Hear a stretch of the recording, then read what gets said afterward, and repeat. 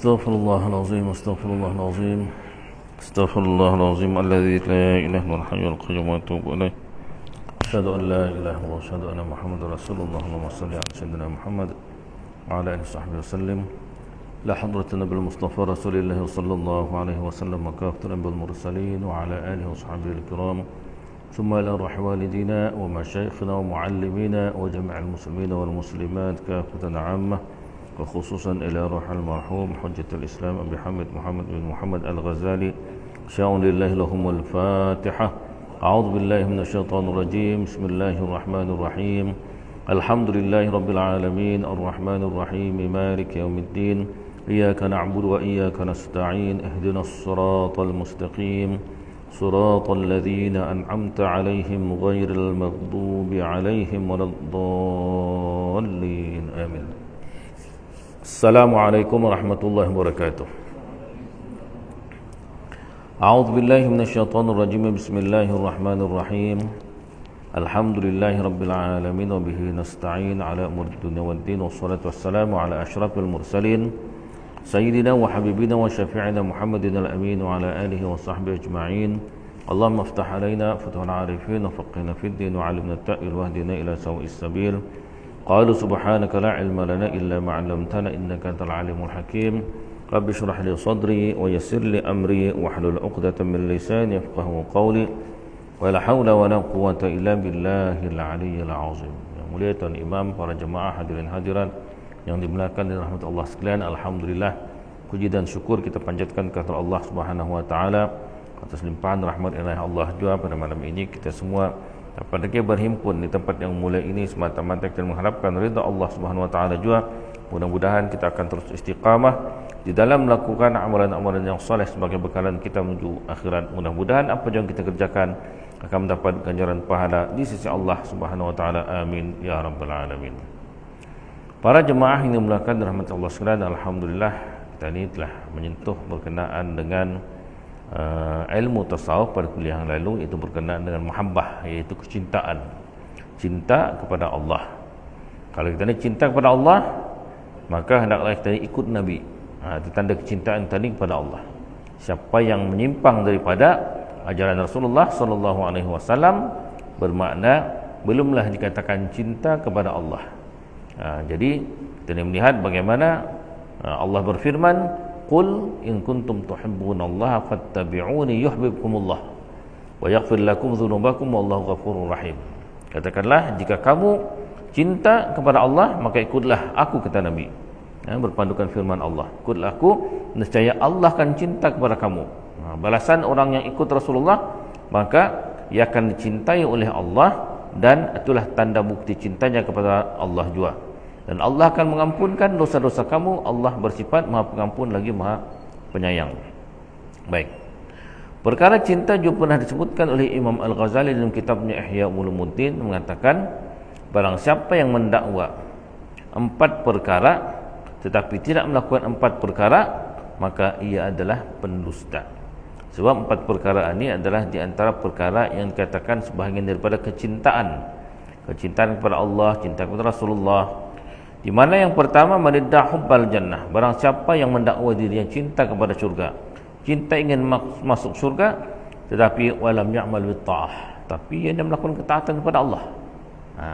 Ya, harapan cita-citanya mau kan masuk syurga.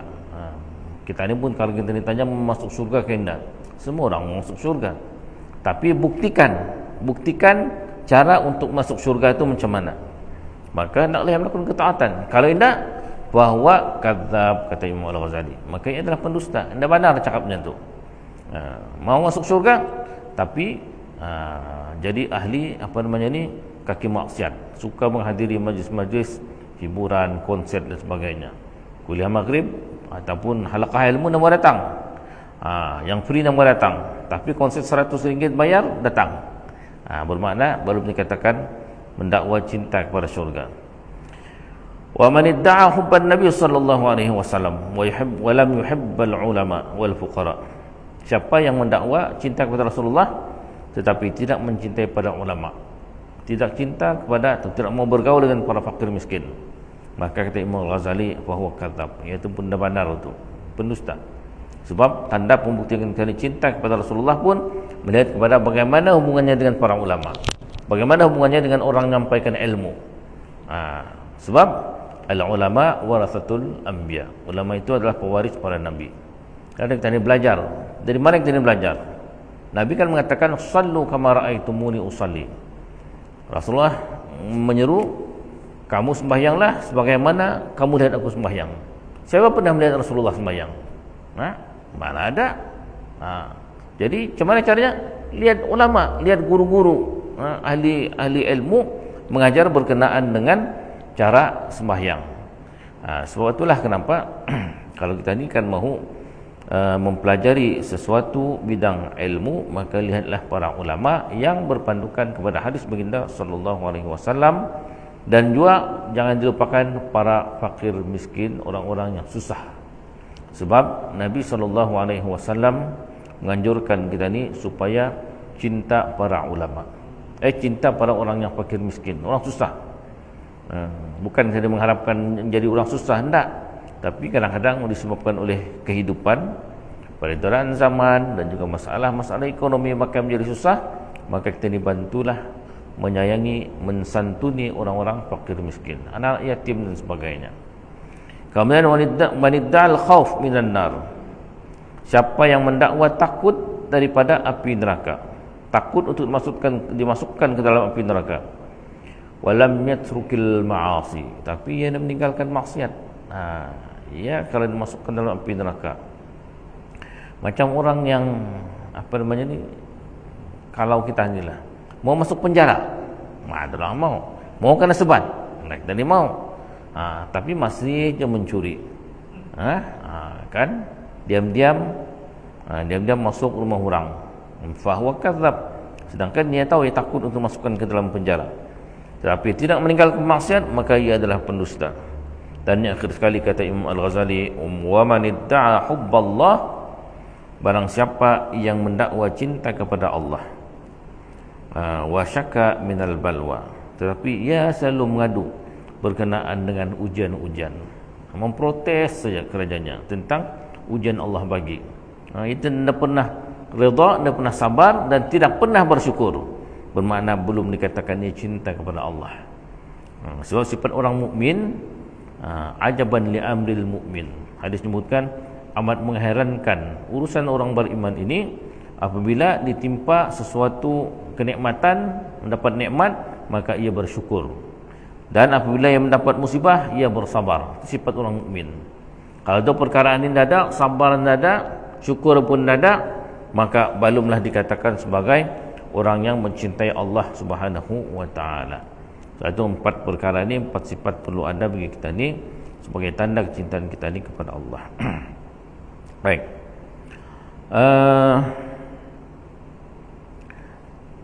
Satu ketika satu kumpulan jamaah masuk berjumpa dengan Al-Imam Asy-Syabali rahimahullahu taala.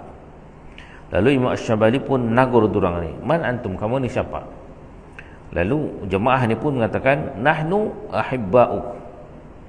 Kami adalah kekasih-kekasihmu. Artinya orang yang suka kepada Al-Imam Asy-Syabali.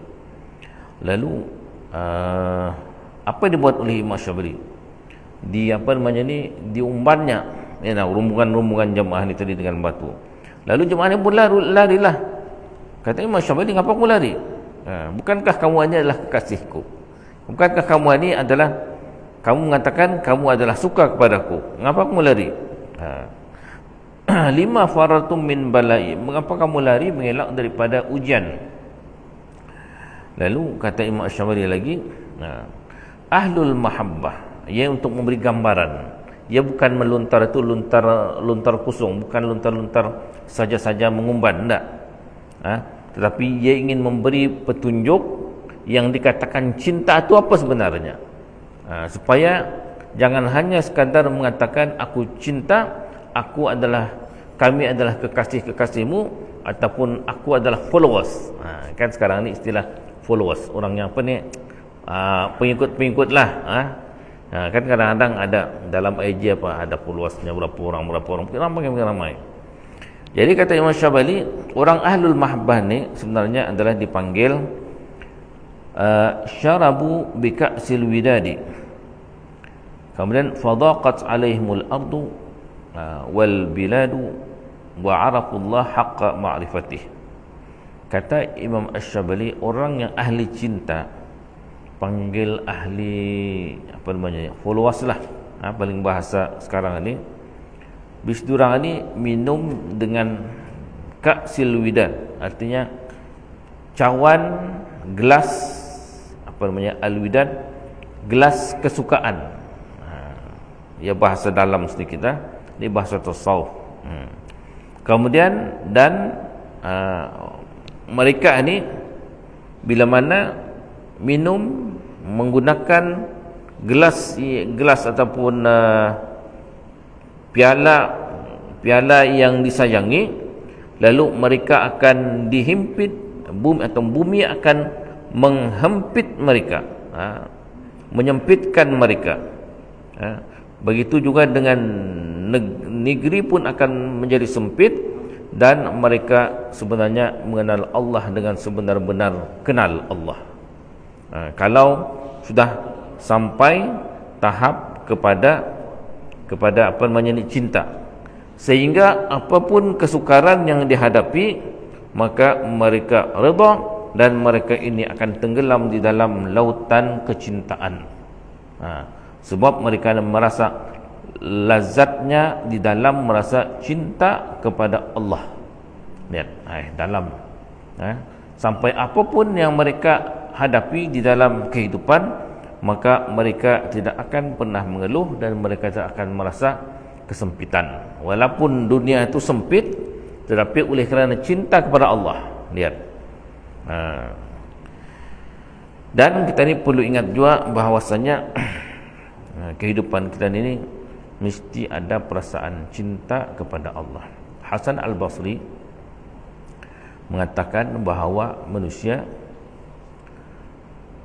di dalam hubungannya dengan Allah perlu ada apa namanya ni, mahabbah ataupun hubbullah, cinta kepada Allah, dan sifat ar-raja. Sifat ar-raja iaitu sifat mengharapkan kepada Allah. Mengharap kepada Allah. Itu dua sifat. Manakala Rabah Al-Adawiyah mengatakan, kalau mau lebih dalam lagi, sifat hub, sifat cinta kepada Allah, dan sifat takut kepada Allah. Dua berlawanan, cinta dan takut. Sepatutnya kalau kita ni cinta, kita ni akan biasa datang. Tetapi kalau takut biasanya ke mana? Lari. Tapi dengan Allah tidak. Makin kita ni cinta dan makin kita ni takut. Takut melanggar larangan Allah, takut azab Allah, takut siksaan Allah. Inilah yang dikatakan akhirnya mencapai makam, iaitu ketakwaan kepada Allah Subhanahu wa taala. Sebab takwa, sifat takwa adalah menjadi bekalan hamba Allah pada hari kiamat nanti. Wa tazawwadu fa inna khairaz zadit taqwa, bertakwalah kamu, sebaik-baik bekalan itu adalah bekalan takwa. Itulah kenapa kita ni dalam kehidupan untuk mencapai inilah makam ketakwaan kepada Allah. Sebab ia adalah sebaik-baik bekalan, dan lagi ia juga adalah perhiasan, pakaian bagi seorang mukmin. Tanpa ada pakaian takwa ni, maka ia belum cukup dikatakan sebagai seorang muslim sahaja, ataupun seorang mukmin sahaja, kalau belum sampai kepada tahap takwa. Baik, kita cerita berkenaan dengan al-mahabbah lagi ya. Dikatakan bahwasanya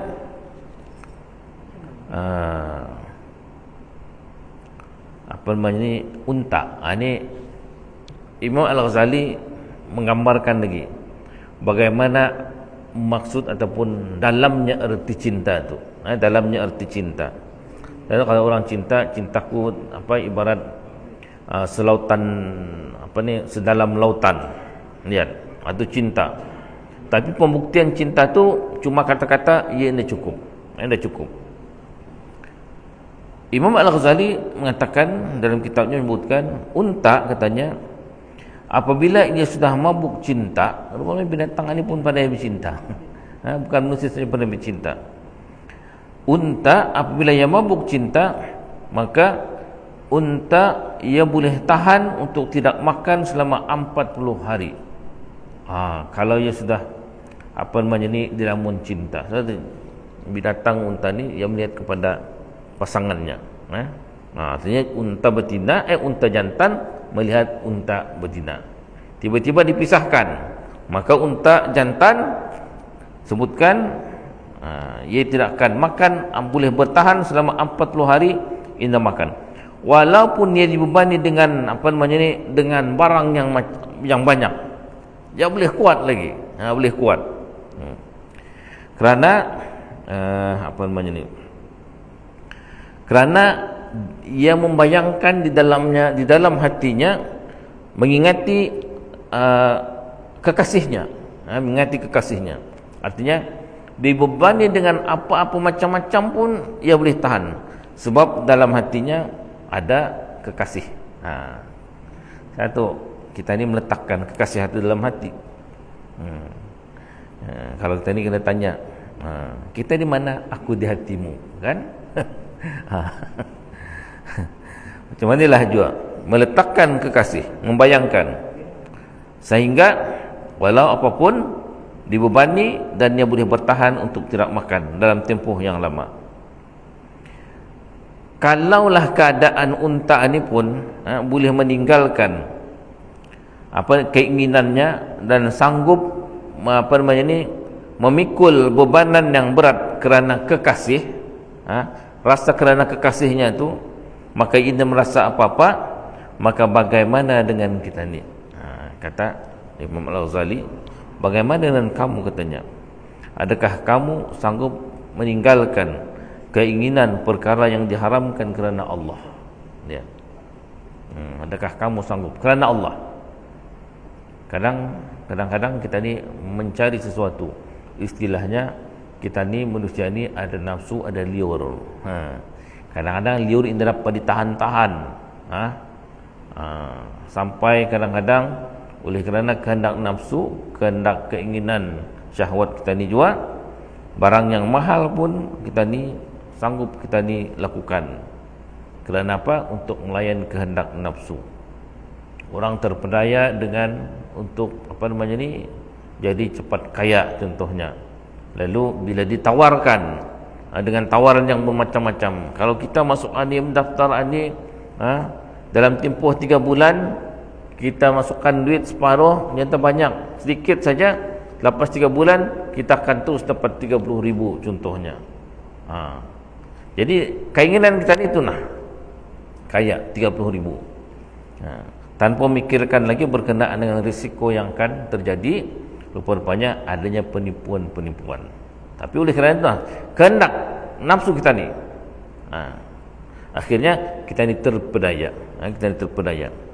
Sedangkan kita ni tahu bahawasanya orang yang cinta kepada Allah, maka ia tidak mencari kekayaan, tapi cukuplah yang mencari nikmat rezeki yang mencukupkan untuk dirinya.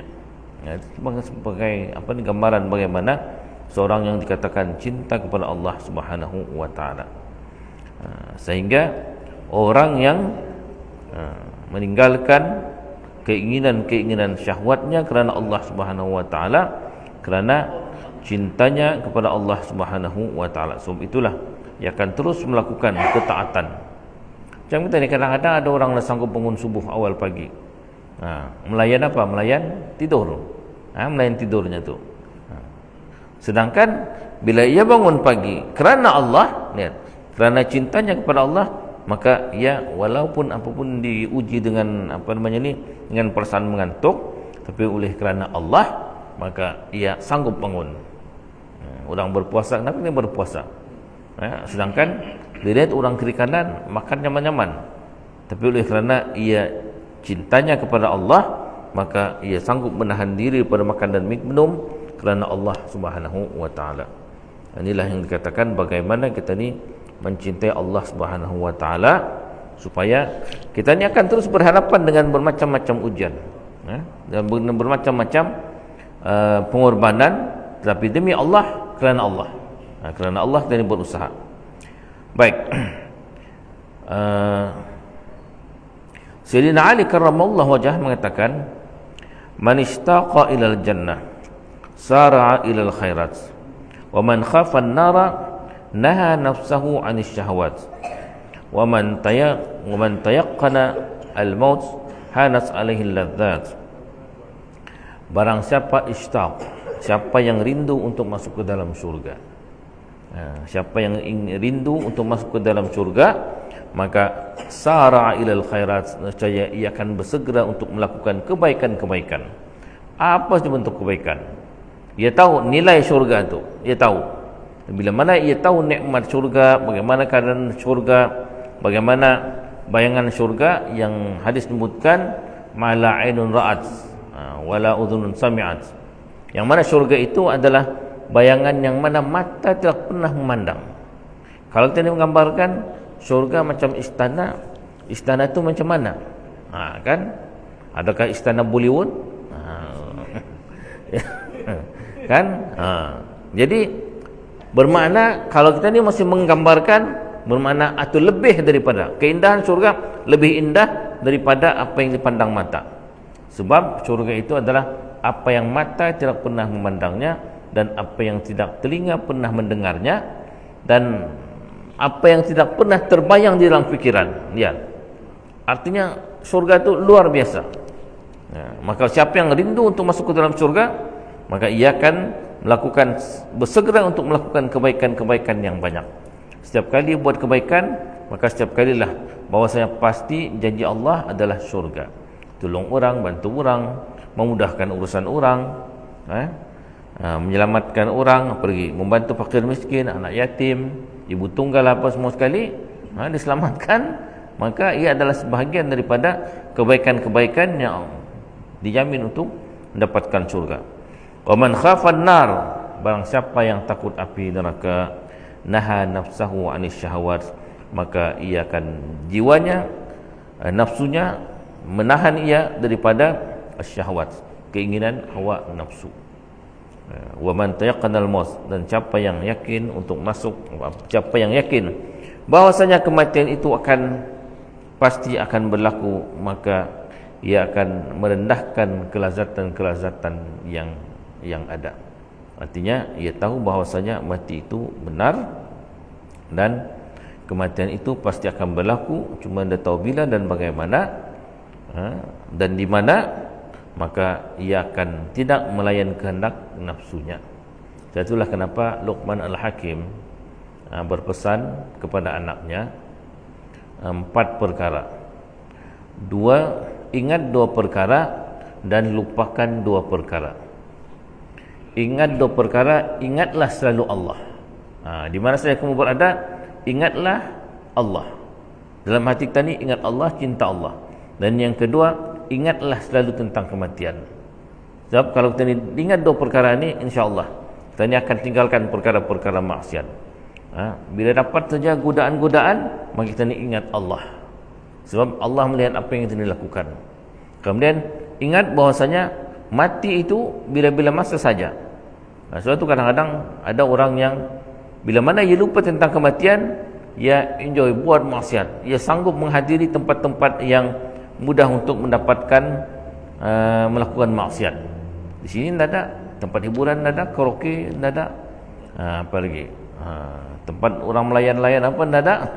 Sanggup ke luar negeri untuk mendapatkan layanan, dia lupa bahwasanya kematian itu mungkin saja boleh berlaku di mana-mana, tanpa disedarinya. Itu 2 perkara yang perlu kita ingat. Kemudian lupakan 2 perkara. Yang pertama, bila mana kamu sudah berbuat baik, lupakan kebaikan kamu, ataupun jangan diungkit kebaikan. Kalau kamu sudah tolong orang, sedekah, jangan diungkit sedekah itu lagi. Aku tadi sudah masukkan dalam tabung RM50. Beritahu kawan, RM50, lupa apa tu, kan? Ataupun tadi pernah menolong orang, membantu orang, tapi kita ditunggu respon. Adakah dia ucapkan terima kasih? Tidak ada terima kasih. Saya pun geram matilah, sudah ditolong tapi tidak ada ucap terima kasih. Bermakna kita ni masih lagi mengungkit kebaikan. Jangan ungkit kebaikan. Kalau sudah tolong, lepaskan. Belanja orang makan, kita ni belanja orang makan, orang tu tidak tahu, tapi dia kenal kita ni, tunggu dia punya WhatsApp. Tidak ada respon WhatsApp, terima kasih. Jadi dalam hati, last belanja, anda mau belanja lagi. Bermakna menolong bukan kerana Allah. Macam tu, bila mana buat kebaikan, jangan diungkit lagi kebaikan. Bisa serahkan pada Allah Ta'ala. Sebab tu, lupakan kebaikan yang sudah kita buat, jangan lagi diungkit. Teruslah melakukan kebaikan. Dan yang kedua, lupakan kesalahan orang lain pada kita ni. Ini barat sikit. Lupakan, kalau ada orang buat salah arah kita ni, lupakan, jangan dikenang. Jangan dirista, jangan disambut-sambut. Walaupun hati merasa sakit, tapi kita diserahkan kepada Allah Ta'ala. Suatu urusan Allah. Yang penting kita ni ada sifat pemaaf. Maafkan, sudah cukup, habis cerita. Maka siapa yang dapat melakukan 4 perkara, ia akan bahagia hidup di dunia dan di akhirat. Sebab tidak memikul beban. Beban kesalahan orang lain, arahnya indah dipikirkannya. Orang cari pasal kita ni, cari kelahi apa, orang pancitkan dari kita ni, merusakkan barang kita ni, ambil barang kita ni, maka kita ni serahkan pada Allah Ta'ala. Memang perkara ini perkara yang kadang-kadang berat, tapi inilah dipanggil ilmu tasawuf, bagaimana kita ni menjaga hati. Masalah mental, kesihatan mental, inilah sebab tidak dapat memikul bebanan-bebanan yang memikirkan tentang masalah-masalah orang pun dipikirkan.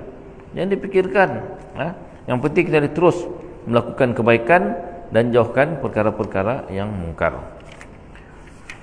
Baik, kemudian lagi Ibrahim Al-Khawas ditanya berkenaan dengan mahabbah, itu kecintaan. Maka Ibrahim Al-Khawas pun mengatakan, yang dikatakan cinta itu ialah mahwul iradat wa ihraqu jami' as-sifat wal hajat wa ighraqi nafsahu fi bahril isyarat, iaitu menghapuskan keinginan-keinginan ataupun menjauhkan segala kehendak-kehendak yang mau, kemudian dan membakar semua sifat-sifat dan keperluan-keperluan, dan menenggelamkan jiwanya di dalam lautan lautan yang membuktikan berkenaan dengan kecintaan. Artinya, perasaan cinta ini adalah suatu perkara yang dalam, sukar untuk kita dibayangkan, sehingga akhirnya kerana cintanya itulah maka ia sanggup meninggalkan perkara-perkara keseronokan dunia semata-mata kerana Allah Subhanahu wa taala. Cinta. Rabah al-Adawiyah, kalau kita melihat kisahnya, ia pernah dipinang, dilamar. Yang meminang pun sama juga orang alim juga lah, bukan Rabah al-Adawiyah memang sejarahnya asalnya memang bukan ahli ibadah, bukan, tetapi ia akhirnya mendapat petunjuk Allah Subhanahu wa taala, sehingga cintanya itu luar biasa. Bila ditanya kenapa ia beribadah kepada Allah, orang lain ditanya kenapa beribadah kepada Allah, ada yang mengatakan kerana ingin masuk syurga. Lalu kata Rabah al-Adawiyah, apa kiranya syurga itu Allah yang diciptakan? Adakah kamu terus beribadah kepada Allah? Kalau bayangkan syurga itu tidak ada. Sebab jawapan kita ni, banyak orang beramal ingin masuk syurga, mengharapkan syurga Allah. Ini tahap iman yang boleh dikatakan memang kita ni, apapun yang kita lakukan maka pasti akan masuk ke dalam syurga. Cuma bukan satu matlamat, itu saja. Kemudian ada yang ditanya, kenapa beribadah kepada Allah? Kerana takut untuk dimasukkan ke dalam neraka. Lalu bila ditanya lagi, apa kiranya kalau neraka itu tidak ada? Kalau neraka itu tidak ada, adakah masih kamu meneruskan beribadah kepada Allah? Sebab neraka, sebab kamu beriman, Kamu beribadah kerana takut masuk neraka. Artinya kalau neraka itu ada, tinggalkanlah ibadah. Bermakna tahap kita ni beribadah tu masih lagi di tahap belum sampai yang dikatakan ikhlas yang sebenar-benarnya. Kerana ada matlamat untuk syurga dan untuk neraka. Sedangkan syurga itu pasti ada untuk orang-orang yang melakukan kebaikan, dan neraka itu pun pasti ada. Pasti orang-orang yang akan melakukan maksiat, maka ia akan dimasukkan ke dalam neraka. Wa'idzubillah. Lalu ditanya kepada Rabah, bagaimana kamu wahai Rabah, kenapa kamu beribadah kepada Allah? Dijawab oleh Rabah al-Adawiyah, kerana cinta kepada Allah. Lihat, kerana Allah. Sebab itu bila mana ia dipinang oleh seorang ulama, maka Rabah, kecintaanku kepada makhluk ataupun kecintaanku kepada Allah melebihi cintaku kepada diriku sendiri dan melebihi cintaku kepada yang lain-lain. Sebab itu bila Rabah beribadah, datang pencuri masuk ke dalam rumahnya. Pencuri masuk, kemudian barang-barangnya ambil, tapi waktu beribadah itu juga, lalu Rabah bermunajat kepada Allah Subhanahu Wa Taala, dan si pencuri itu pun tiba-tiba mendengar luahan hati Rabah kepada Allah. Ya Allah, aku amat merindumu ya Allah. Walaupun hartaku habis diambil, dicuri, dirampas, tapi kerana cintaku kepadamu ya Allah, maka aku tidak peduli, kata Rabah. Si pencuri ini pun macam rasa kagum dengan doanya pun, permintaan munajatnya Rabah al-Adawiyah kepada Allah kerana cinta. Dan akhirnya si pencuri tadi terus bertobat kepada Allah Subhanahu Wa Taala. Sebab Rabah tidak memikirkan lagi berkenaan dengan harta, tapi yang memikirkan adalah kerana cintanya kepada Allah adalah amat luar biasa. Sebab nilai kecintaan itu adalah nilai yang masing-masing punya perasaan dalaman. Sebab tahap kita ni, cinta kepada Allah itu adalah dalam bentuk bagaimana kita ni menjaga hati, dan juga bagaimana kita ni menjaga ibadah kita ni semata-mata kerana Allah Subhanahu Wa Taala. Akhirnya sebab itulah ibadah kita ni adalah makam yang paling tinggi. Kalau kita melihat tanda cinta itu juga adalah bagaimana keikhlasan kita ni beribadah. Ini luar biasa. Kita ni sembahyang, banyak orang sembahyang, tapi tahap keikhlasan itu masing-masing. Tahap ikhlas, tahap khusyuk, tahap tawaduknya. Ada yang alhamdulillah kata ikhlas, tapi kadang-kadang bila bila diuji sedikit saja, orang rumah ada bunyi mobile saja sudah kacau. Memang orang rumah ni mencari ininya. Jadi sebab itulah kita ni kadang-kadang gangguan kita ni terhadap dunia memang banyak, tapi kita ni perlu berusaha supaya biarlah kehidupan kita ni adalah kehidupan yang diiringi dengan keikhlasan dan cinta kepada Allah Subhanahu Wa Taala, sehingga apapun keinginan hawa nafsu yang akan kita hadapi, kita ni dapat elakkan dan berusaha supaya apapun yang kita lakukan adalah semata-mata kerana Allah Subhanahu Wa Taala. Wallahu alam. Mudah-mudahan dapat manfaat rahmat Allah Subhanahu Wa Taala. A'udzubillahi minasyaitonir rajim. Bismillahirrahmanirrahim. Alhamdulillahirabbil alamin. Allahumma shalli ala sayyidina Muhammad wa ala alihi wa sahbihi ajma'in. Allahumma ij'al jam'ana hadha jam'an marhuma wa tafarruqana min ba'dihi tafarruqan ma'suma wa la taj'al lahum fina wa la ma'ana wa la man yatba'una syaqqa wa la matuda wa la mahruma. Allahumma akrimna wa la tuhinna wa zidna wa la tanqusna. Allahumma habib ilayna al-iman wa zainhu fi qulubina wa karih ilayna al-kufra wal fusuqa wal 'isyan waj'alna min ar-rasyidin. Rabbana atina fid dunya hasanah fil akhirati hasanatan wa qina adzaban nar. Wa sallallahu ala sayyidina Muhammad wa ala alihi wa sahbihi wa sallam. Walhamdulillahi rabbil alamin. Assalamualaikum warahmatullahi wabarakatuh. Subhanakallahumma wa bihamdika asyhadu an la ilaha illa anta astaghfiruka wa atubu ilaik. Ada masa?